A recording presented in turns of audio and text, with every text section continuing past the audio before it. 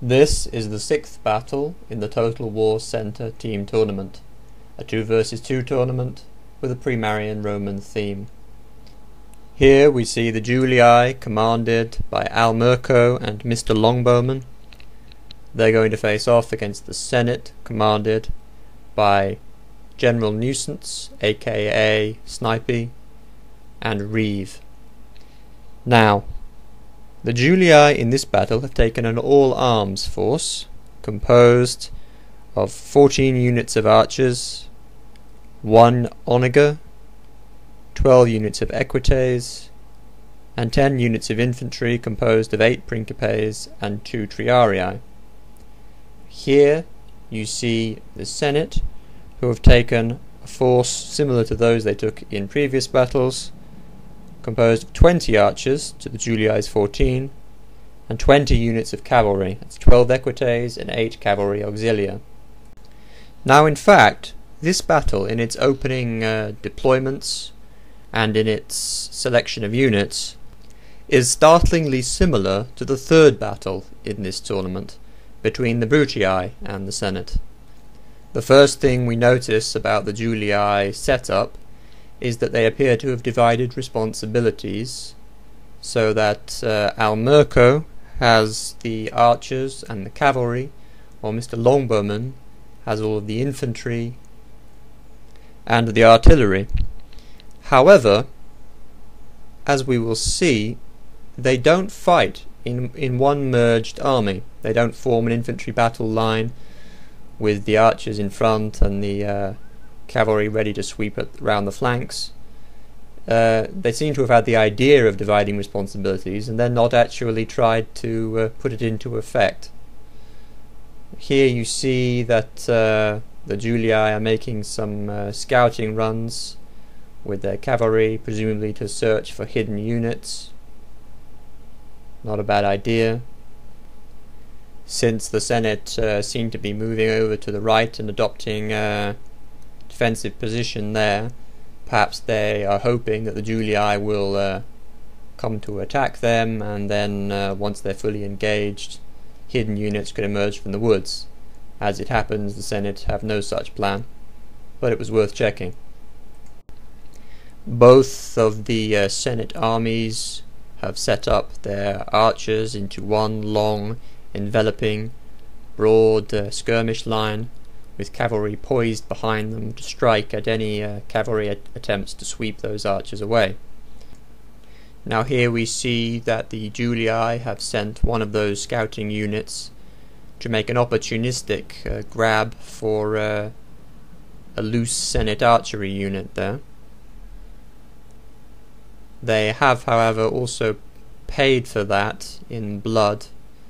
Equites are vulnerable to missile fire, and I'm afraid that when it comes to a comparison between the costs in denarii of damage inflicted in this first skirmish, I'm afraid it's advantaged Senate.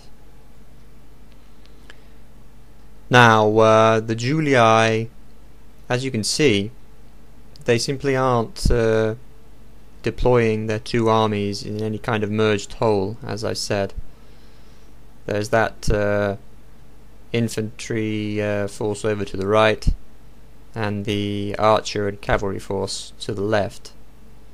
Now, I'm guessing that the plan from the outset here was that that infantry force would use its artillery to try to provoke the Senate into attacking, and as well as perhaps the vulnerability of the archers in that skirmish line there, to try to lure the Senate into sending their cavalry to attack, so that the Julii cavalry could mob them, knock out the Senate's cavalry capability.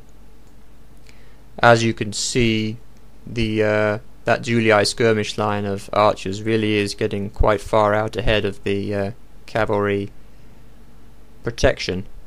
Is that a deliberate tactic? Probably.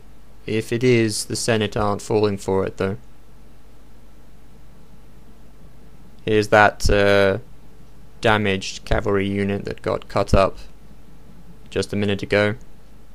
Seems to be trying to create a diversion to attract the Senate General's attention on the Senate left there. Certainly it can't do any more than that.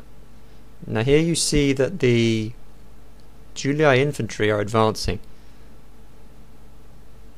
That's very poor use of artillery.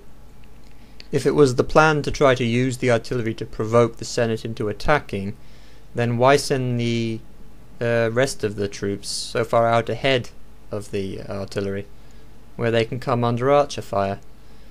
Also, a shortfall from one of those flaming firepots could easily land on Julii's own troops. Now the Julii infantry seem to have come within range of the Senate archers, who are going to chew them up, quite frankly. I mean, the Julii infantry can't do anything to them, and the Senate does have a strong archery advantage. Here's another strange factor. The Julii armies aren't coordinating their attacks in any way. The infantry army on the Julii right has put itself within archery range and is being chewed up for no apparent reason, while the archer and cavalry force on the left is simply standing there doing nothing. And that's the price of letting infantry units stray too far from the flock while in the face of enemy cavalry. Here we see that finally, now the other Julii army has now come within archery range, and the archery duel there can begin. On this wing of the battle, it's 10 archers versus 10 archers, 10 cavalry versus 10 cavalry. It really comes down to who charges who first. Over on the other side, as we can see, Reeve appears to be causing as much confusion as he possibly can with his cavalry, luring isolated Julii infantry units out like that and chewing them apart. The Senate are in no hurry here, so long as the Julii appear to be content to just sit there and take it. The Senate are happy to oblige by dishing it out. The archery duel is continuing. Neither side has an advantage on that wing.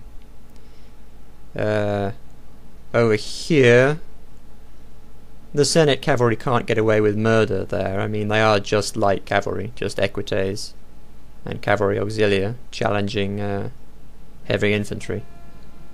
Now we see that it's the Julii who've been stung into making their cavalry charge first.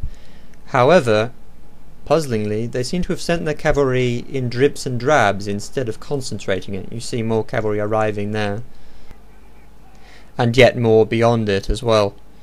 What they really needed to do here, if they wanted to take advantage of the parity between the two wings, was to concentrate and send the whole mass to knock out the Senate cavalry by rolling up their line. Instead, they just fed their cavalry into the Senate meat grinder to be encircled and crushed in one pocket at a time. That's the Julii cavalry capability eliminated. And therefore their archers on the left will soon follow, since they have no cavalry protection.